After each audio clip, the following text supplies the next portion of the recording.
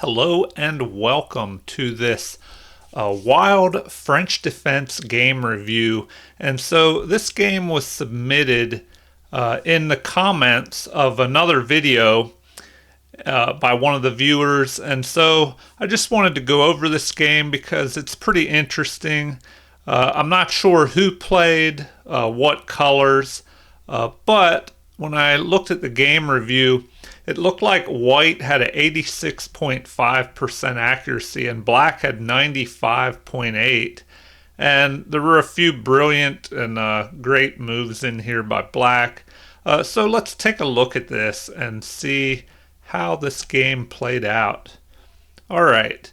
Well, white began with e4, and then black responds with e6, the French defense. And so in the French defense, it's more of a solid defensive setup where e6 is played in order to allow a d5 pawn push, and it will be backed up by this e6 pawn, and that d5 pawn can attack this e4 pawn. So normally in this position, white would play d4 many times to take control of the center. But instead of playing a normal variation, white plays queen to e2 here, which is interesting. And this is the Chigorin variation of the French defense, which I've not seen this too often, and I don't know if I've ever played against it. So the point behind this move is that now if d5 is played and e takes d5, this pawn on e6 cannot recapture because the queen is lined up on the black king here, and the queen would have to recapture. So the game may play out, black's turn here, like this. And now we see that the pawn cannot recapture. The queen would have to recapture, and then we would have knight to c3, chasing this queen. And while that queen would have to retreat, white would be able to develop another piece, and then have three pieces developed to to black's queen. So anyway, that is the reasoning behind this queen move early. So after queen to e2, this may have surprised the opponent. If I was playing the French defense, this would probably surprise me a little bit. So now c5 is played. And this is an interesting move because now the pawns are almost set up like a Sicilian defense with e4 and c5. That's the beginning of the Sicilian defense. And in the Sicilian, you normally don't put your queen on e2. So now the queen is kind of in an awkward position. But the game continues with d3. And the computer says this is the best move. Now, if the opponent was familiar with the Sicilian defense, d3 is not as common in the Sicilian defense, and it would be maybe something a little more difficult for black to play against, and he wouldn't be as familiar with it. All right, moving on, we have knight to c6, a good move, and this can also threaten to jump the knight to d4 and attack the queen. So white responds with knight to f3 to guard this d4 square here. And now the computer recommends g3 as being best, but it's not much of a difference. It's the difference of white being slightly ahead by 0.01 compared to black being ahead a little bit. So now we have bishop to e7, and the computer wanted d6, which perhaps prevents this pawn from pushing forward, maybe where it can be attacked. But next we have g3, which finally this is played. The computer recommended it earlier, but now the computer recommends a4 to gain space on the queen side here. But g3, this will allow the bishop to move to g2 and the king to castle. But now d5 is played, so counter-attacking in the center, attacking this e4 pawn. And the computer recommends, once again, d6 here. But e5 is played, and now the computer wants bishop to g2 here, which would get the king ready to castle. But this move does gain space in the center. It avoids trading of the pawns to maybe keep the position a little bit closed. And it also prevents this knight from being able to develop to f6 here. Alright, so now g5 is played. So an interesting move here. White has taken space in the center, so black counterattacks by grabbing space on the king side and does threaten to attack this knight and then possibly go after this pawn on e5 at some point. But now white plays bishop to h3. So can you see why this is a mistake here? The computer recommends h3. So bishop to h3 was probably played to keep this pawn from pushing forward and attacking the knight, because now the bishop could just capture the pawn. But this does allow for black to push this h pawn to h5 and renew this threat. And now it'll be even worse because there's a threat of a fork here. So better would have been h3 to just capture that pawn if the pawn tried to push forward. But now we have h5 threatening a fork here, and a blunder is played by white. And I'm not sure here if white just overlooked this fork with the pawns. But anytime a pawn can push forward and attack two of your pieces at the same time, especially if that pawn is protected by another pawn, always be aware of that possibility because you may get stuck in a pawn fork here. So with this castling move, it allows the pawn fork, which it looked like the better move would have been just to retreat the bishop here to g2. But now we have g4, and the computer says this is a great move, which forks the knight and the bishop, and so one of these pieces will be lost. And now we have the bishop retreating, pawn captures, and the bishop recaptures. So black is ahead here now in material. So what can white do? Now here, black jumps this knight to h6, although in this position, well, before this move, the computer recommends knight to d4. So that would have been a good move, knight to d4, to attack the queen and the bishop. And the queen would have to retreat probably to d1, and then the bishop could be captured and queen would recapture, but white would lose this valuable defender of these weak light squares that were created by pushing this pawn to g3.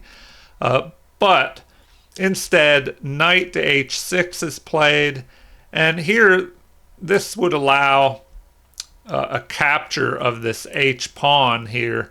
But instead, white just plays c3 now to keep the knight from jumping in and attacking. So we have knight to g4 here, which is the best move according to the computer. And now we have the rook moving to d1. And so the computer says that's an excellent move, but it prefers bishop captures on g4 here. So, if the bishop would capture and the pawn would recapture, the queen could capture, but then this knight would be able to capture this central pawn here and attack the queen at the same time. So perhaps that is why white did not want to play that sequence of moves, because then the central pawn would be captured and the queen would be chased away, perhaps giving black a little bit of an initiative there. All right, so now knight captures on e5 here. So the central pawn falls anyway, and now white does not even get this h-pawn. So knight to d2 is played, and the computer says that bishop to g2 would have been better. And can you see why it would have been better to retreat that bishop? Well, by retreating the bishop, see, right now the knight is attacking this bishop and white is behind in material. So anytime you're behind in material, you want to avoid further exchanges of pieces, because as those pieces are exchanged off, in the end game, the opponent with more pieces or more pawns can use that extra material to their advantage. So avoid trading off pieces, but try and trade off pawns, because if your opponent has, let's say, an extra knight or a bishop and all the pieces are traded off and all the pawns, they cannot win with a king and knight or a king and bishop versus a lone king. All right, moving on. The knight does capture this bishop, and the queen, or excuse me, the knight recaptures. But this was a good exchange for black because it eliminated one of white's defenders of these weak light squares around the king. And now we have h4, continuing to try and open lines against the king here. And often when there is a fianchettoed pawn position here set up like this, especially if the bishop is gone now, or even if that bishop remained, many times it's a good way to attack by pushing this h-pawn and attacking the g-pawn here. So here h3 is played, although looks like bishop to f4 is preferred by the computer, but h3 does attack this knight. So the knight is forced to retreat, and now knight captures h4 here, which is excellent, although the computer preferred g4. And why? Well, perhaps g4 would keep that pawn on h4, and it would kind of keep the rook shut out a little bit if that pawn was still there. But now the pawn is gone and the rook can attack this knight, and we have bishop to d7, although the computer prefers d4 here, gaining space in the center. And now king to h2, and knight to f3 is preferred by the computer, and we'll see why here shortly. Now d4 is played, which is still an excellent move, although the computer prefers bishop to c6, which aims down towards the king side. And so we see the game is starting to open up against white's king, and so it's going to become more dangerous for white here. c4, kind of trying to keep lines closed here. But remember, white is behind in material, so maybe it would have been better to exchange off a pawn here. And now, this is why the pawn should have been not captured here by the knight, because now the rook can capture the knight, and after this recapture, we've opened up the position here on the white king. And so, we have two passed pawns here, but they're doubled up, and it would be difficult to get these pawns moving and try and promote them. And in the meantime, the white king is wide open here, and we'll see pieces starting to attack. So queen to c7, the best move in the position, attacking the king. So the king retreats here, and now we have, and this is interesting. Before I go on, the computer prefers f4 here, which may be another way to try and trade off pawns if this pawn is pushed forward, after other moves before that pawn can push forward and attack. But anyway, black instead castles queenside to get his king safer and activate this rook, which can try and take control of the g file or attack these pawns. So now we have the king retreating off of this open g file, and the computer, once again, an interesting point. This computer prefers bishop to g5, which is kind of interesting because then the rook could move to the g file and pin that bishop to the king, but the king would have time to slide over here.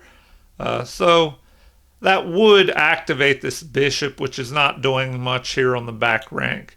All right, now we have bishop to c6, taking control of another diagonal down towards the king side.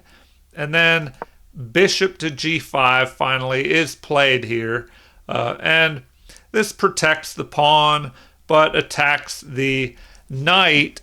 And later we'll see why this move is kind of important, because the knight will be pinned to this bishop. So once this queen tries to move down here and attack the king, the knight will be pinned to the unprotected bishop after this queen moves.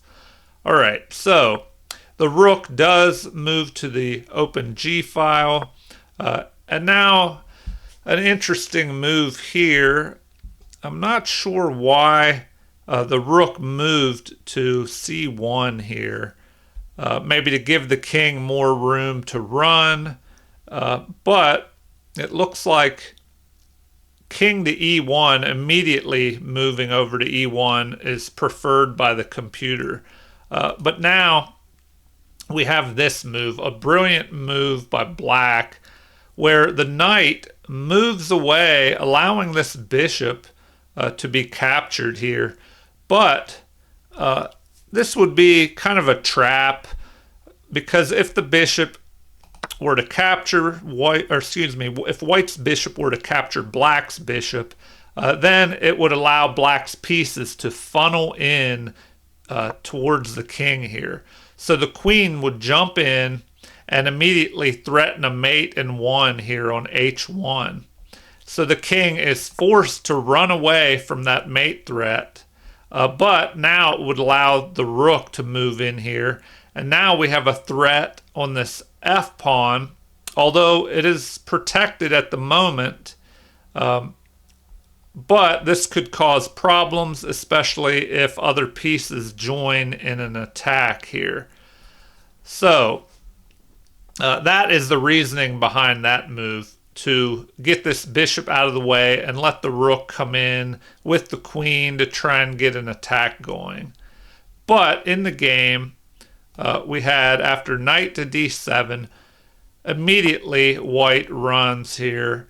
And it looks like queen to g4 is what the computer wanted, which is very interesting, because then it looks like f6 could be played, just attacking this bishop, which could not move because it would be pinned to the queen and the rook would be able to capture. So that's a computer move here, which a normal person wouldn't play, moving queen to g4. So it looks like the follow-up moves would be, after queen to g4, knight to f6, attacking the queen. And then the queen would have to move here anyway. So I don't know. That was an interesting computer move. All right, moving on to see what happened in the game. So after king to e1, we had f6 attacking this bishop. So here, queen captures on e6 is played. So that's interesting. White captures a pawn, and if this pawn captures the bishop, well, then the queen could capture black's bishop here. So queen to e5, though, is played. And the computer prefers rook to e8, just protecting this bishop here. So that's interesting. But let's see, queen to e5 is still an excellent move because this will trade off the queens, and that's a strategy to use. If you are ahead in material, then you want to try and trade off pieces. Although now, let's see, it's showing that white is ahead in material here. So interesting. Let's see. Capture, and rook to c2. And what can white do here? Now we see this threat. The threat of a fork here, the knight capturing on d3, forking the king and the rook, and also this unprotected pawn. Also knight to f3 here, attacking the king, and could possibly attack this bishop, but the pawn is attacking the bishop as well. So let's see, after white's move, rook to c2, there's just a lot going on. It's getting pretty crazy here for white. He just lets his bishop under attack. It looks like bishop to h6 would be a better move here. So, black snaps off the bishop, of course, gaining more material here. And then we have this, rook to e2, attacking the knight, which is unprotected. And if the knight moves, it could possibly move here and protect the bishop, but then the pawn could attack the knight. So instead, bishop to d6 is played to protect this knight. And now we have rook captures. So interesting move. The computer says that's excellent, but h takes g5 would have been better. And so because white is behind in material, he shouldn't be trading off more material. And then after bishop takes e5, black is just winning now because there's just two extra bishops against the king. So we'll take a quick look at the conclusion of this game. So pawn captures, bishop attacking the pawn, and now the king starts to move because there will be a threat of rook here attacking the king and capturing this rook on a1. So another check, the king retreats or runs, and now captured by the rook. And a pawn push here to maybe make more room for this rook, or to try and trade off pieces. And now we have a capture. King is running, and this bishop attacks another pawn here. The king tries to protect, but then we have a check. The king must run, and now the bishop can capture this pawn anyway. So the game continues with white trying to get a little bit of counterplay, but a check by the bishop, and the king runs. Another check. So white is just in trouble here. Check again. The king is trying to run, but now this pawn pushes forward, possibly threatening to queen, but also just protecting this bishop in case the rook decides to attack it. And a6, because white is kind of running out of moves, but this forces black to do something. So d3 now, threatening to queen here. And white lashes out in his final few moves. Check, and a retreat here. But now we have the bishops and rook lining up on white's king. And so after capture, capture of that pawn. And now one more check, or excuse me, two more checks, as now white is just lashing out before he is mated here. And checkmate. All right, well, that was kind of a crazy game. It looks like early on, white got in trouble when he allowed, when he played this move, bishop to h3. So instead, he should have just played this to kind of prevent this pawn from moving forward. If it does, excuse me, he could just capture.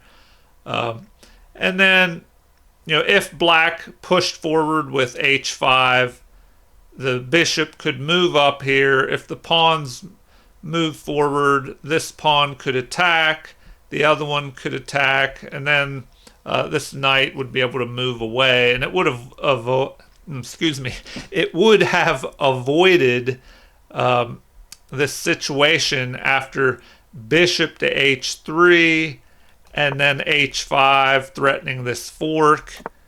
And here the blunder of not retreating one of these pieces, because now we had this g4, the pawn fork.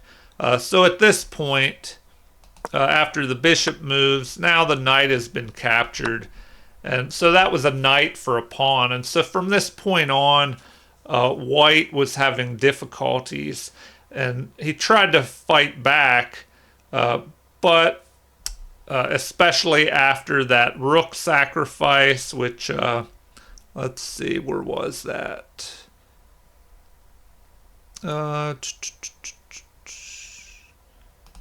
Let's see. So once we got to this point where the knight captured here, and then after a little bit of development, we had this rook capture of the knight. So another theme, if you're ahead in material and you have an opportunity to give back a little bit of that material to gain another advantage, that could be good for you to do that. If giving back that material, you have a material advantage, but you give some of it back to gain another advantage in the game. And here, black gives back his material after this capture. It opens up the king side. And then the pieces start pouring in, lining up on this open king side now. And, white tried to block, but then the rook moves in here. And, after a few moves here,